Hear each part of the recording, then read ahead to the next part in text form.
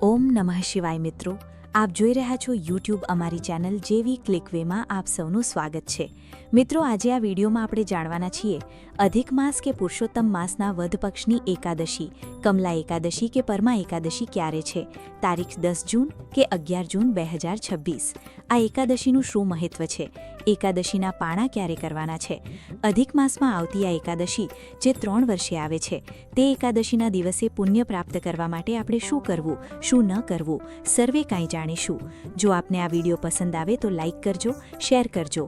આપ આ ચેનલ પહેલી વખત જોઈ રહ્યા છો તો સબસ્ક્રાઇબ કરી લેજો, જેથી આવનારા વિની માહિતી આપ સુધી તુરંત પહોંચી શકે। ધન્યવાદ। શાંતાકારમ ભુજગશયનમ પદ્મનાભમ સુરેશમ વિશ્વાધારમ ગગનસદર્શમ મેઘવર્ણમ શુભાંગમ લક્ષ્મીકાંતમ કમલનયનમ યોગીભીરિધ્યાનગમ્યમ વંદે વિષ્ણુમ ભવભયહરમ સર્વલોકૈકનાથમ।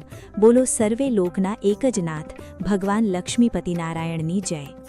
મિત્રો, એકાદશી એટલે 11મી તિથિ, જે માસમાં 2 વખત આવે છે, એક તો શુક્લ પક્ષમાં, એક છે કૃષ્ણ પક્ષમાં। આમ તો દરેક માસની 2 એકાદશી, વર્ષની કુલ 24 એકાદશી, અને જ્યારે પુરુષોત્તમ માસ આવે છે જે અત્યારે ચાલે છે તે માસની 2 એકાદશી, એમ કુલ 26 એકાદશી થાય છે।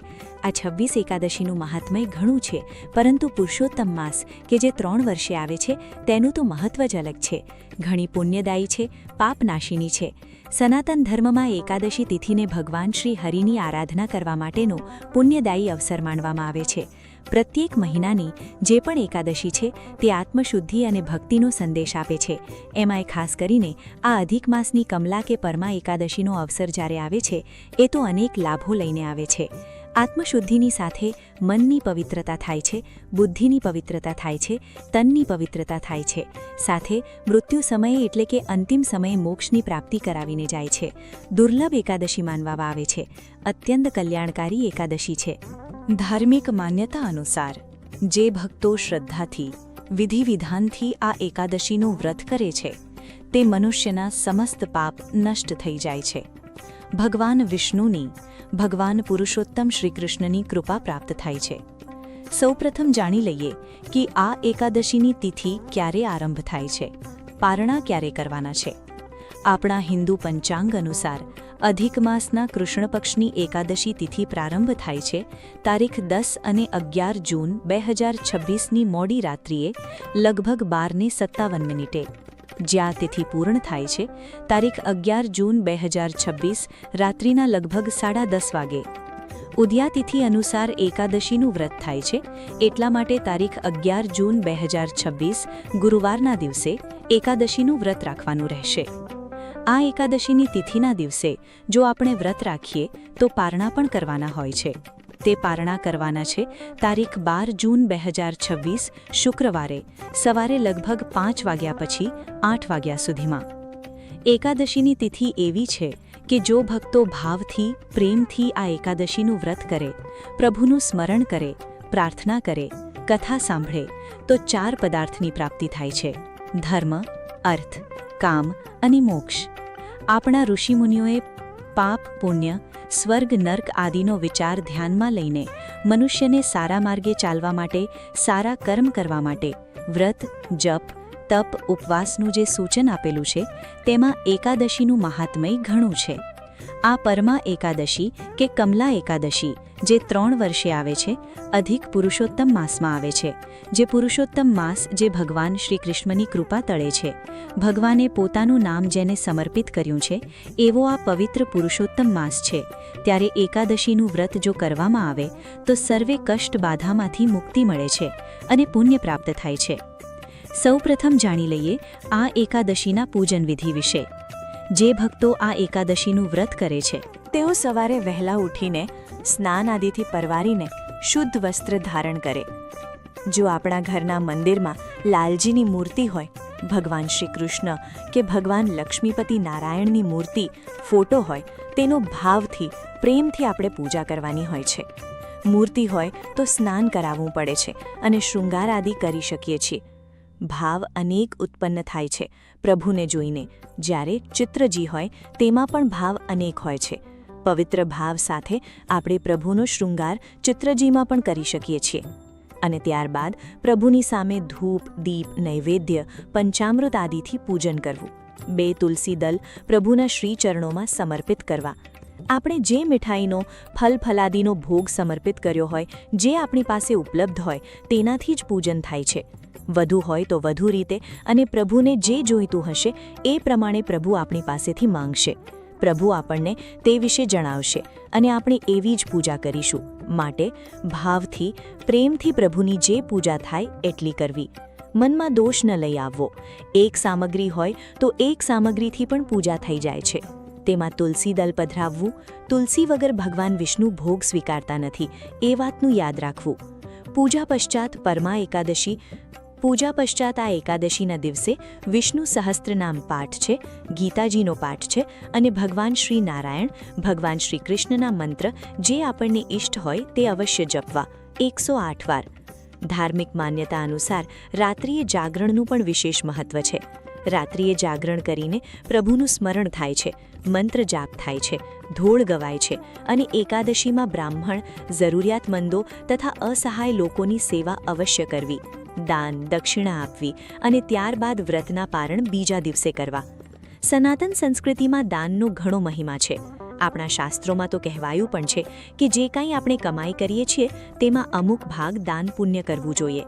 દાન જે અક્ષય પુણ્ય પ્રદાન કરે છે, ખાસ કરીને આ અધિક માસની એકાદશીમાં. અને આ એકાદશી 3 વર્ષે આવે છે. હવે તો 3 વર્ષ પછી આ એકાદશી આવશે, કારણ કે વધ પક્ષના દિવસો અત્યારે ચાલે છે. પુરુષોત્તમ માસ પૂરો થવા આવ્યો છે, ત્યારે આ એકાદશીના દિવસથી તો પંચરાત્રિ વ્રત પણ પ્રારંભ થાય છે. 5 રાત્રિનું વ્રત જે રાત્રિનું મહત્વ દર્શાવે છે, જેમાં એકાદશીની રાત્રિ, 12સની રાત્રિ, 13સની એટલે કે ત્રયોદશી, પ્રદોષની રાત્રિ, 14સની રાત્રિ એટલે કે શિવરાત્રિ અને અમાવસ્યાની રાત્રિ એટલે કે અધિક માસની આ અમાવસ્યા. અધિક માસ આજે પૂર્ણ થાય છે ત્યારે પણ રાત્રિએ જાગરણ કરીને ભક્તો પ્રભુના નામ જપ કરે છે અને 5 દિવસ સુધી દીપદાન કરે છે.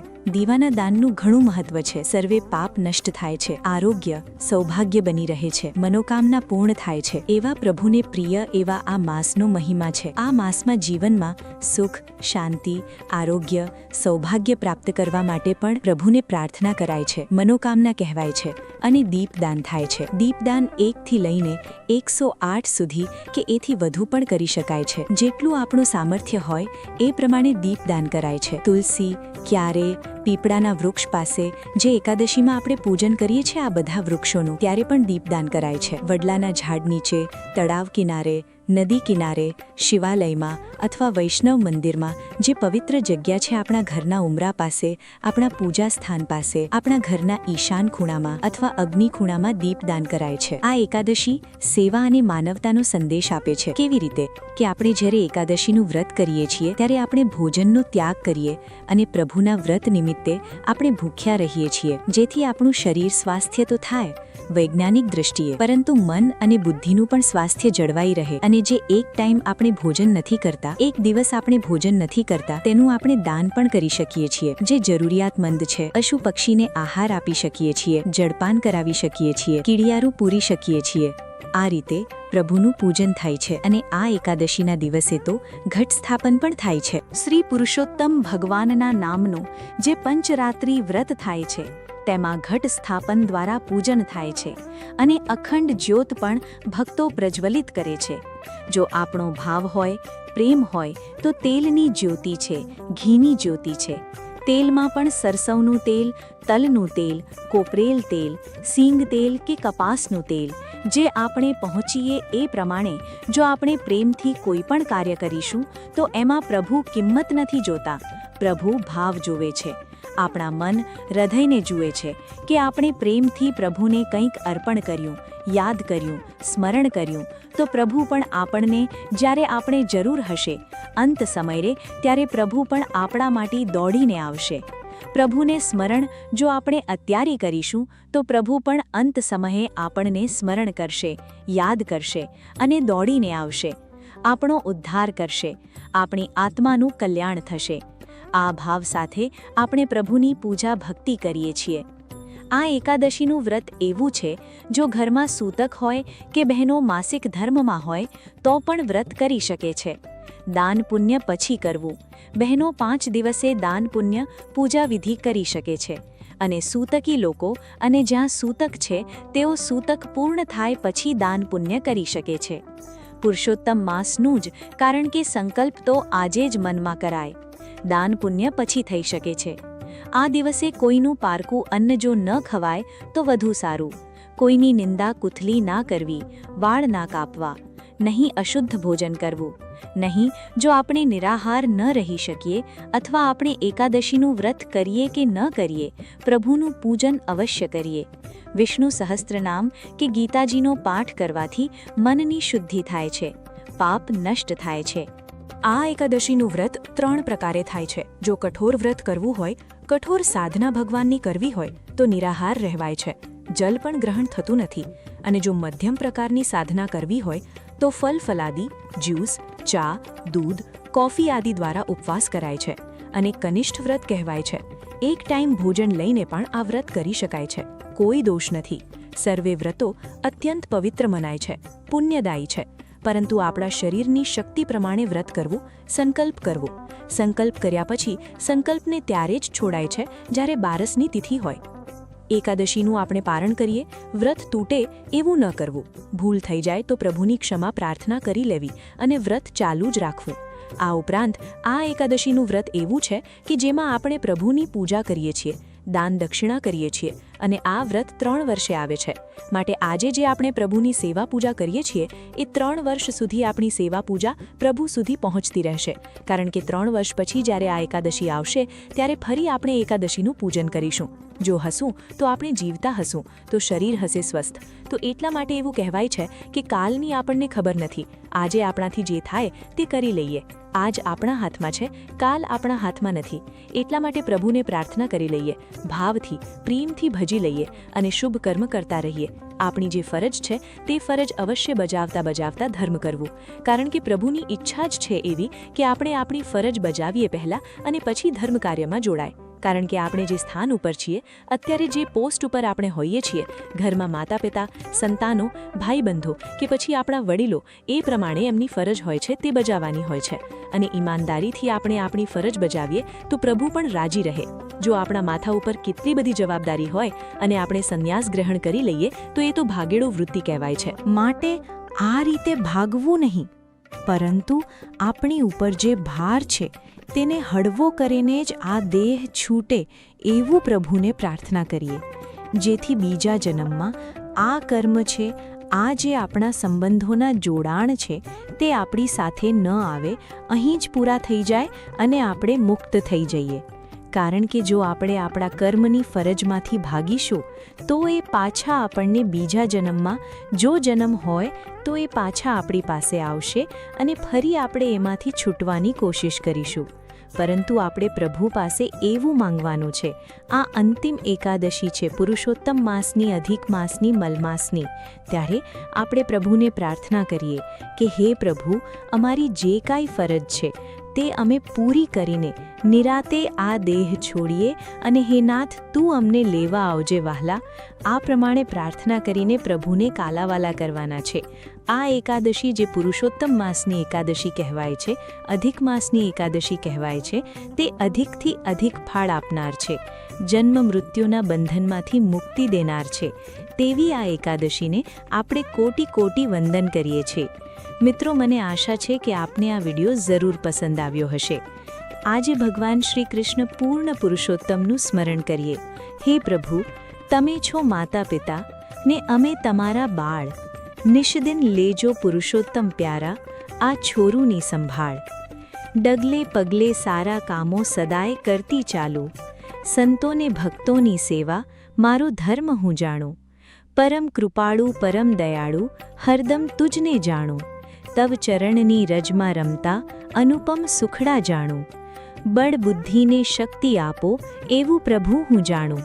તારા રૂપના દર્શન કરતો સદાય હું તો જાગું. પ્રેમ સુધાના નાજ જામ પીઉં ને જગતને પીવડાવું. સર્વોપરીને સદા પ્રગટ છો, જાણું ને સમજાવું.